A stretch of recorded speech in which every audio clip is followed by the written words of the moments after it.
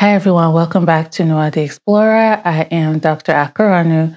I am an adult, child, and adolescent psychiatrist. In this video, we're going to continue our discussions on the Inpatient Psychiatry unit.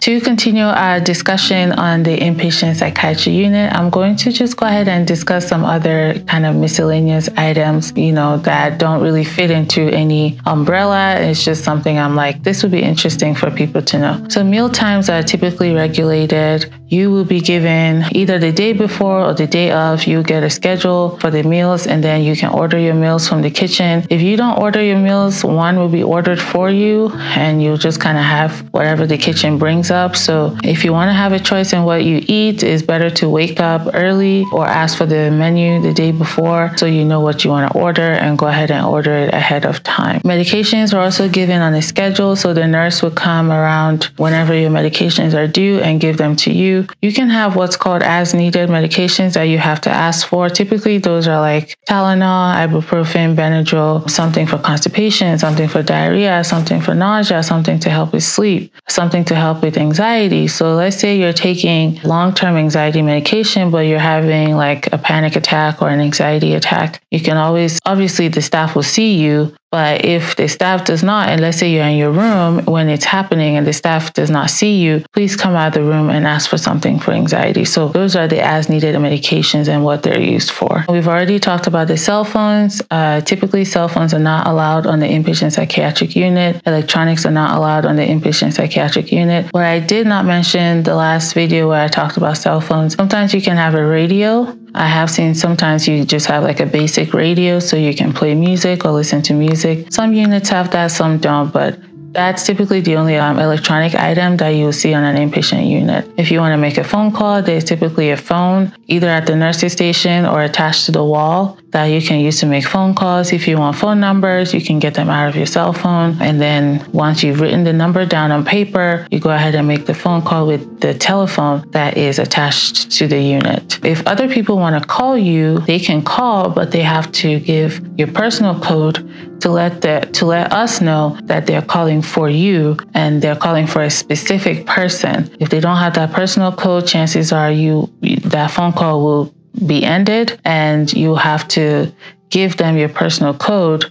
so that they can call back and speak to you. Visiting hours are also regulated. Those are typically either 1 hour each day in the morning or in the afternoon. And on the weekends, sometimes there will be more visiting hours on the weekends because it's the weekend. But again, every hospital is different. So you want to ask about the visitation schedule and let your family members and loved ones know when to come visit you on the unit. If you want to speak to the chaplain, that is usually available. Or if you want to speak to a different clergy member, that is also available. You just kind of have to, again, let us know ahead of time so that could be arranged and you'll be able to have a chaplain consult or a clergy of your choosing to come and speak to you on the unit. You also have the ability to speak to a patient advocate to air any grievances you might have. So if you don't like something on the unit that you feel like you want to speak to a patient advocate about, that's something that you can do as well. A patient advocate is someone who can listen to what you have to say, listen to your complaint, and try to get that complaint to the next person who will be able to fix that for you. If they can't fix it for you, at least they can fix it for the next patient so that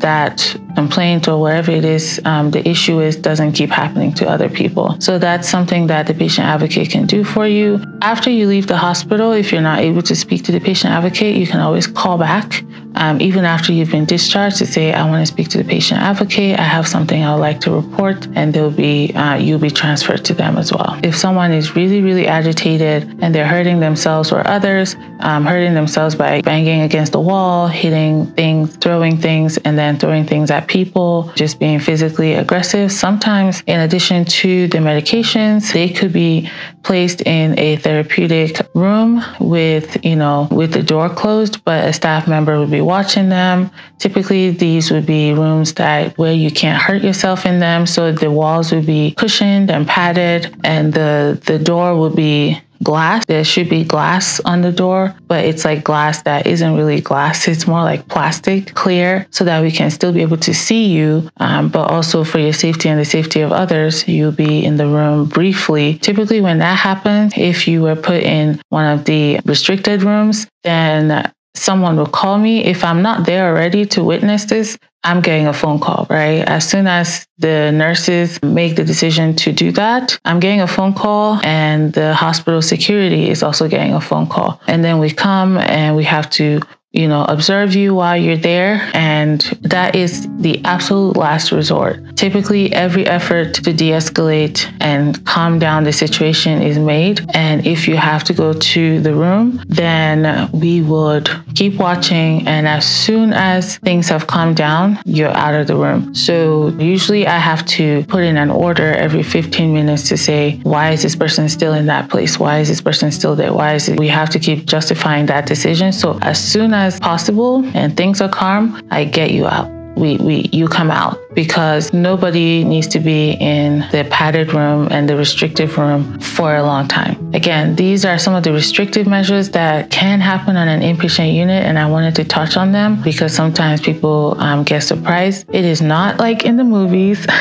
It is not like in the movies where nobody's putting you in a straitjacket. We don't have that. I've never seen a straitjacket in all my training, in all my years of working as a psychiatrist. I've never seen a straitjacket. The one where you're like this, we don't have that. Sometimes we do have restraints on the hands and sometimes on the feet. You'll have like a soft kind of rope looking thing that locks to the bed. That is rare that we use that. It's very rare, and it's usually only used in people who are self-harming so much that your hands have to be restrained. Just to put a pause on that, and then we'll take the restraints off once you have received some treatment, usually in the form of medication management. The restraints will come off. These restrictive measures are last resort, and it's not something that we do regularly or on everyone. It's only on an emergency case-by-case basis. If this video was helpful to you, please go ahead and like, subscribe, and turn on the notification so that when I upload more videos, you'll be the first to know. If you have any questions, of course, let me know down below, and I'll do my best to answer them. Thank you so much for watching. I'll see you in my next one. Bye-bye.